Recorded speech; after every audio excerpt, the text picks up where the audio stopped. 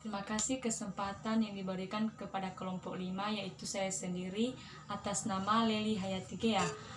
Terlebih dahulu yang saya hormati dosen pengampu mata kuliah Bahasa Indonesia dan seluruh teman-teman Prodi BK semester 1 yang saya kasihi. Nah, teman-teman, di sini saya akan membahas tentang hakikat menyimak. Jadi, teman-teman, sebelum kita ketahui apa itu hakikat menyimak, kita perlu dulu mengetahui apa itu hakikat. Dan di sini saya menjelaskan menurut etimologi. Hakikat menurut etimologi yang berarti inti suatu puncak atau sumber dari segala sumber. Berarti hakikat itu adalah sumber dari segala sumber. Nah, teman-teman, selanjutnya yaitu menyimak. Menyimak merupakan kegiatan mengolah suatu permasalahan dengan melibatkan panca indera seseorang. Teman-teman, menyimak yaitu suatu kegiatan mengolah permasalahan dengan melibatkan panca indera, yaitu telinga dan mata. Nah, teman-teman, jadi hakikat menyimak adalah mendengar secara khusus dan terpusat pada objek yang disimak. Dalam hal ini, proses kegiatan mendengarkan lambang lisan dengan penuh perhatian, pemahaman, dan apresiasi serta interpretasi untuk memperoleh informasi. Jadi, teman-teman, kegiatan menyimak ini adalah yaitu dalam hal ini kita melakukan menyimak dengan menggunakan perasaan, mendengarkan, memahami apa yang akan disampaikan oleh pembicara.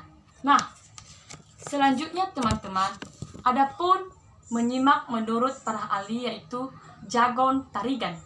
Menyimak dapat didefinisikan sebagai suatu aktivitas yang mencakup kegiatan mendengar dari bunyi bahasa. Dalam hal ini teman-teman, dari bunyi bahasa dalam hal ini yang dimaksud yaitu apa yang disampaikan oleh pembicara dan kita sebagai penyimak mendengarkan apa yang disampaikan oleh pembicara. Itu adalah bunyi bahasa. Dan adapun tujuan menyimak ini yaitu tujuan menurut Lagon, yaitu untuk menangkap, memahami, serta menghayati pesan ide yang disampaikan oleh pembicara. Teman-teman, jadi perlu kita ketahui bahwa tujuan menyimak itu untuk menangkap atau memahami ataupun menghayati pesan ide disampaikan oleh pembicara. Apapun yang disampaikan oleh pembicara, kita harus menghayatinya, memahaminya dengan menggunakan pendengaran ataupun penglihatan, pikiran, dan perasaan. Teman-teman, dan adapun tujuan klasifikasi menyimak yang pertama yaitu mendapatkan fakta.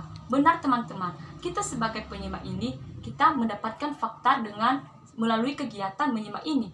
Jadi tujuannya itu untuk mendapatkan fakta. Yang kedua yaitu menganalisis fakta. Setelah kita mendapatkan fakta, kita harus menganalisis fakta tersebut. Dan selanjutnya yaitu mendapatkan ataupun mendapatkan inspirasi. Dalam hal ini kita termotivasi apa yang disampaikan oleh sang pembicara. Yang selanjutnya yaitu menghibur diri. Jadi dengan kegiatan menyimak ini teman-teman, kita dapat terhibur dengan kata-kata apa yang disampaikan oleh si pembicara.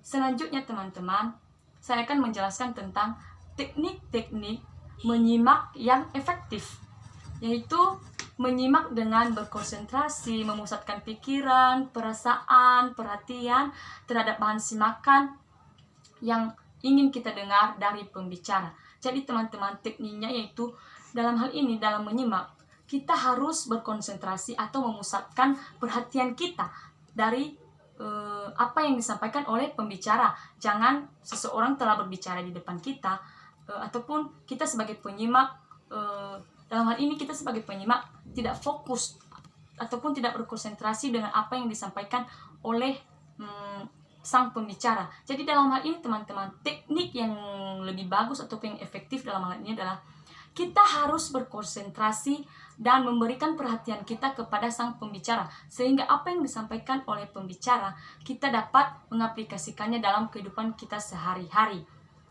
Jadi itulah itulah teknik menyimak yang efektif.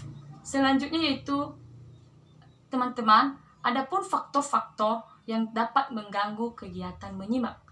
Dalam hal ini mengganggu, yaitu ketika sedang berlangsungnya kegiatan menyimak. Yaitu contohnya kan, ada seorang yang datang terlambat dalam ruangan tersebut, dan kita sebagai penyimak pasti terganggu dengan kedatangan seseorang itu. Kenapa? Karena kita mengalihkan pemikiran kita dari pembicara ke yang datang terlambat tersebut. Jadi itulah salah satu faktor yang dapat mengganggu kegiatan menyimak kita. Yang kedua yaitu sang pembicara tidak menyampaikan ataupun yang disampaikan oleh pembicara tidak sesuai ataupun tidak tertarik. Dalam hal ini kita juga sebagai penyimak pasti dapat menilai itu, apakah yang disampaikan oleh pembicara itu dapat bermanfaat bagi kita ataupun tidak. Berarti itu salah satu adalah faktor-faktor yang dapat mengganggu kegiatan menyimak. Yang terakhir yaitu proses menyimak, yaitu yang pertama tahap mendengar, yaitu dalam hal ini kita mendengar apa yang disampaikan oleh si pembicara. Yang kedua yaitu tahap memahami. Setelah kita memahami teman-teman, setelah kita mendengar maka kita akan memahami. Yang ketiga yaitu tahap menilai. Dalam hal ini kita sebagai penyimak pasti mengetahui apa kekurangan dan kelebihan sang pembicara.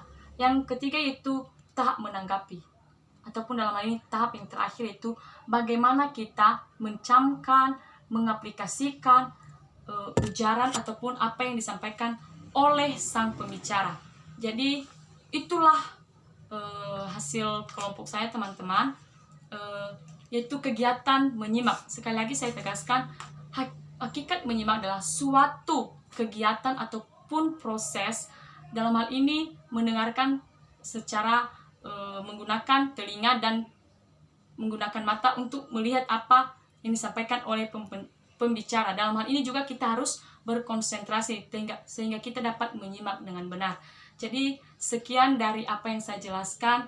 Begitu banyak kekurangan, mohon dimaklumi, dan jika ada nanti ruang diskusi dari teman-teman ataupun yang kurang jelas bisa ditanyakan pada waktunya. Terima kasih.